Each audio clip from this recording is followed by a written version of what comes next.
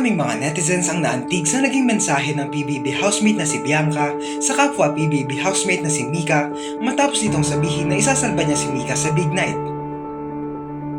Sa naganap na episode noong Sabado, nalaman na kung sino sa duo housemates ang huling nakapasok sa Big Four at kung sino ang tuluyan ng namaalab sa bahay ni Kuya.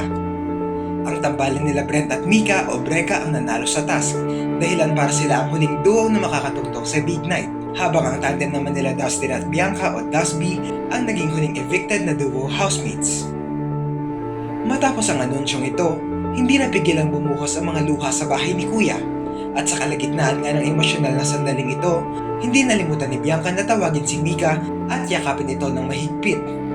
Binati ni Bianca si Mika ng congratulations at dagdag pa niya, "I'm gonna save you." Panoorin ang pangyayaring ito.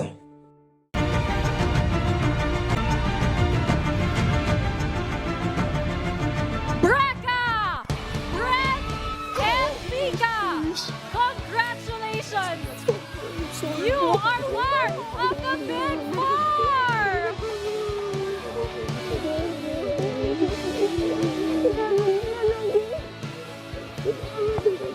Ibig sabihin, Dusby, your Pinoy Big Brother journey ends here. Dustin and Bianca, you have just been evicted from the Big Brother house. Magpaalam na kayo sa inyong mga kasama. Good job, good job. Naging madali kahit tayo kung sa aking mawalay ka, walang magagawa.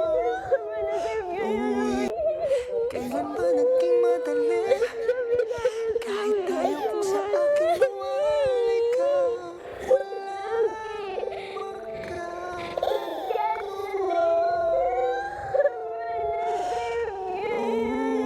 Kahit tayo kung sa aking mawalay ka, walang magagawa.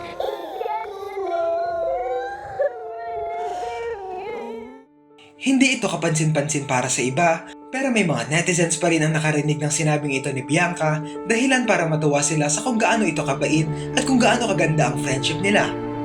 Hindi man naman ang magkapatid sa dugo, pero pinili maging soulmate ang isa't isa sa loob ng bahay ni Kuya.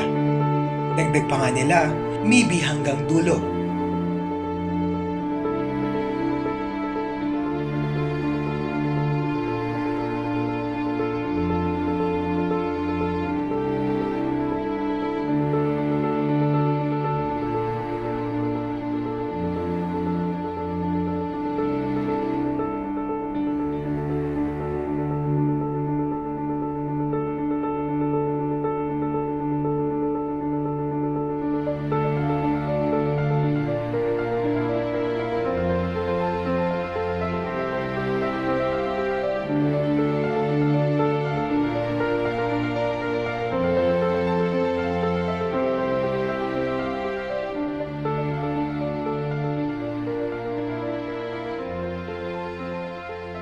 Ano ang masasabi nyo rito?